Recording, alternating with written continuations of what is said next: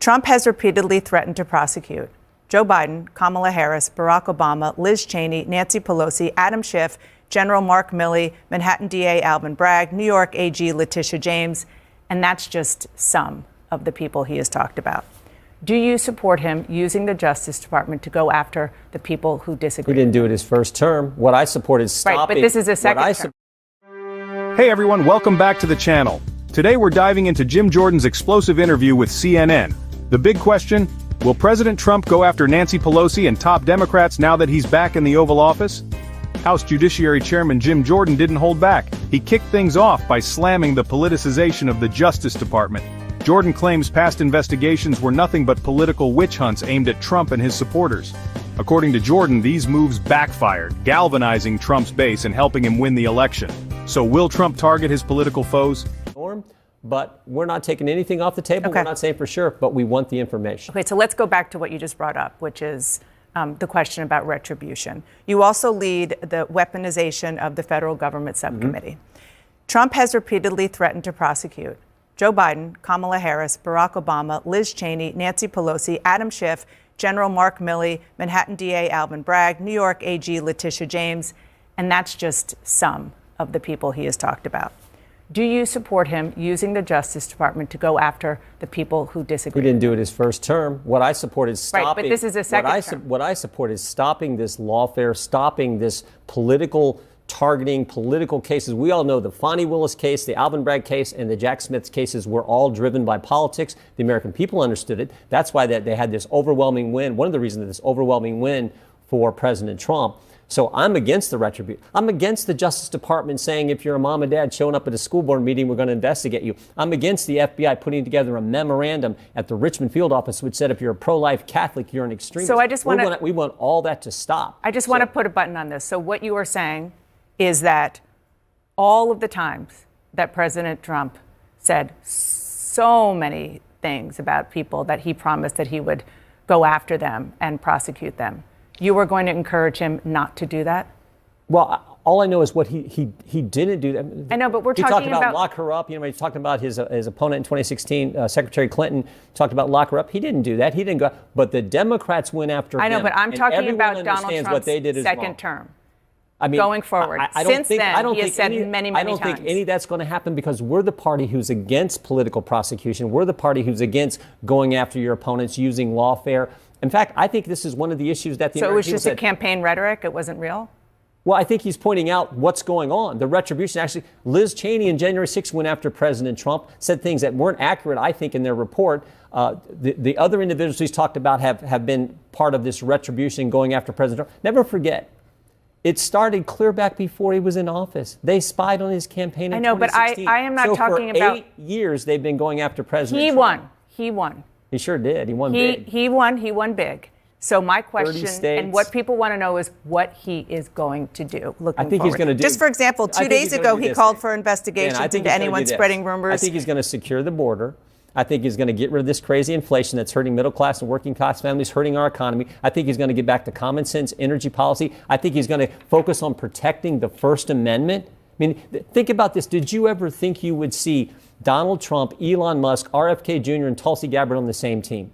They were on the same team because of the attack on free speech, the attack on the First Amendment. He's going to focus on those things that the American people elected him to do.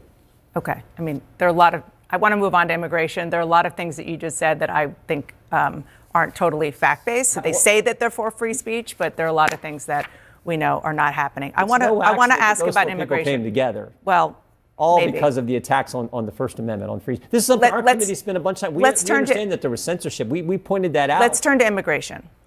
Top Trump advisor Stephen Miller says that mass deportations of undocumented immigrants will begin as soon as Donald Trump takes office. I want to play this out for the American people so that they understand what exactly is going to happen. First of all, he takes office. Who's targeted first? Well, he's already said that. People who have migrants here who committed crimes, criminal. How are you going to find them? The ones who committed crimes, you go after them. We've had. But I mean, Ms. like who actually? Whose daughter was killed. We've had Rachel Morin's family who came in and talked. How are they going to be found? Or is it going to be the military? Is it going to be local law enforcement?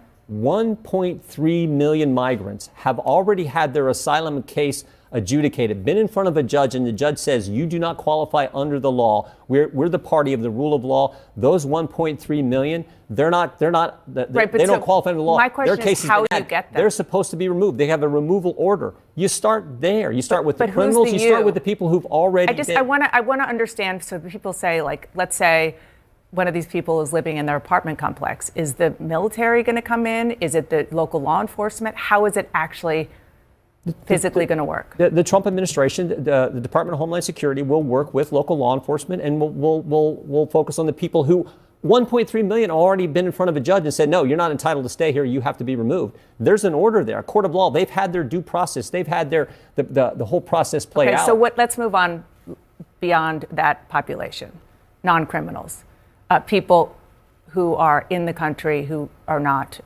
legal citizens, those who have not committed crimes. We're starting with the criminal element. I know, but after that, 1.3. Well, we'll start there and then go from that point.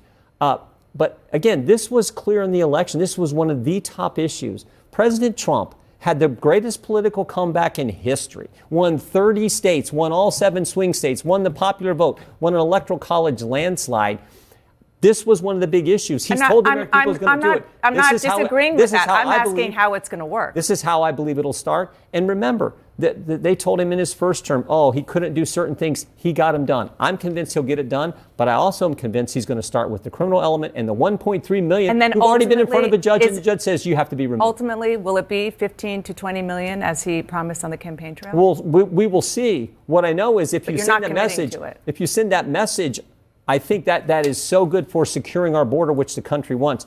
Just the opposite of what the Biden administration did. Biden and Harris administration came in on day one and said, no more building the wall, no more remain in Mexico, and when you get here, you will not be detained, you will be released, and 10 million came in. So the country rightly said, let's put a stop to that, and the place to begin is with the criminal element and the 1.3 million who've already been adjudicated. So the last question I want to ask about this are the dreamers.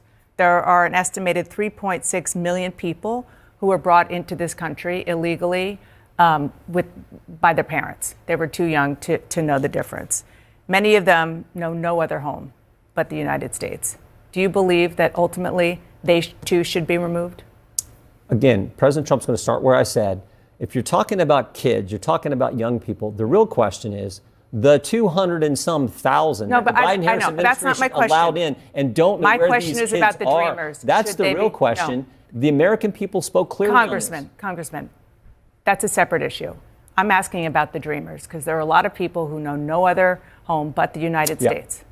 Should they ultimately be taken across the border? The country wants the law enforced. We'll start with where we started, and then that question will be addressed later on, I believe. But right now we need to start with the criminal element and the 1.3 million.